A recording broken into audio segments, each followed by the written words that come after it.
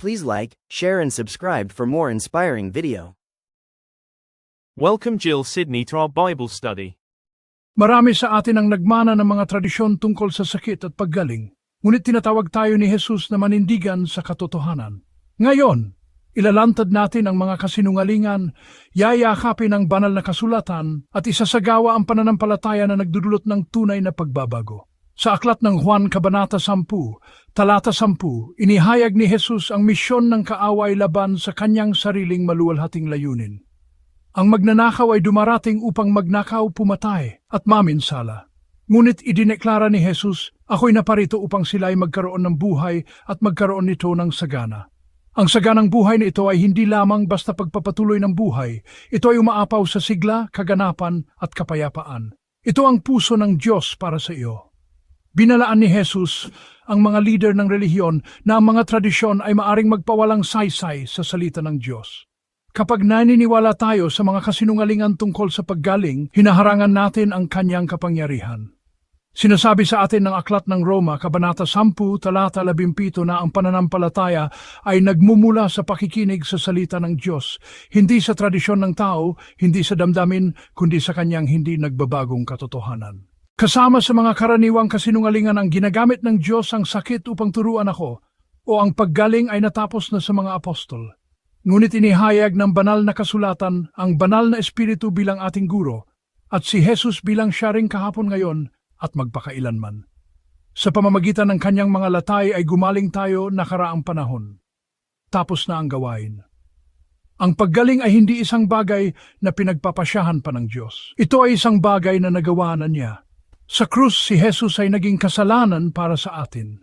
Sinasabi sa Aklat ng Galatia, Kabanatang 3, Kapitulo 13 na tinubos tayo ni Kristo mula sa bawat sumpa, kasama ang sakit at karamdaman.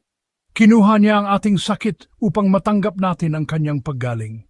Dinala niya ang ating sakit upang makalakad tayo sa kanyang kapayapaan.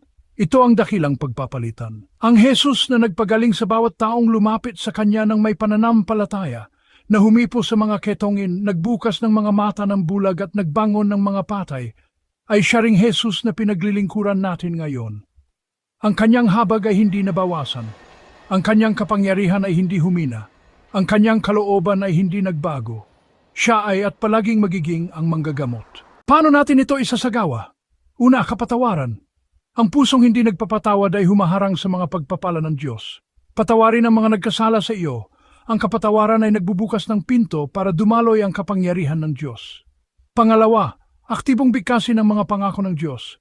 Talikuran ng mga kasinungalingan, ipahayag ang katotohanan. Ang iyong mga salita na nakaayon sa kanyang salita ay may espiritual na autoridad upang magdulot ng pagbabago. Pangatlo, iayon ang iyong mga kilos sa pananampalataya. Pangalagaan ang iyong katawan bilang templo ng banal na espiritu.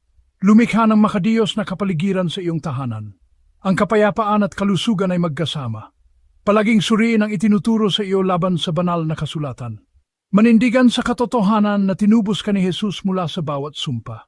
Ipahayag kasama ko ang salita ng Diyos, hindi tradisyon, ang aking huling autoridad. Sa pamamagitan ng mga latay ni Jesus ako ay gumaling. Tinubos ako ni Kristo mula sa sumpa. Ang kanyang mga salita ay buhay at kalusugan sa akin. Ama, ilantad mo po ang bawat kasinungalingan. Pinipili namin ang katotohanan. Tinatanggihan namin ang kawalan ng pananampalataya at negatibong pagpahayag.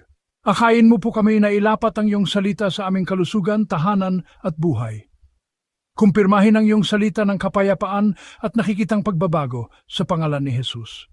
Amen. Simulan ngayon basahin ang mga talata tungkol sa paggaling araw-araw. Magpatawad mula sa puso. Suriin ang lahat ng turo laban sa salita ng Diyos. Manindigan sa tapos na gawain ni Kristo. Ikaw ay tinubos. Ikaw ay gumaling. Lumakad sa saganang buhay na binili ni Jesus doon sa krus ng Kalbaryo para sa iyo. Thank you for watching. Please like, share and subscribe for more leadership devotional video. Please comment if you'd like a DJILG t-shirt and we will PM you on how you can receive our t-shirt.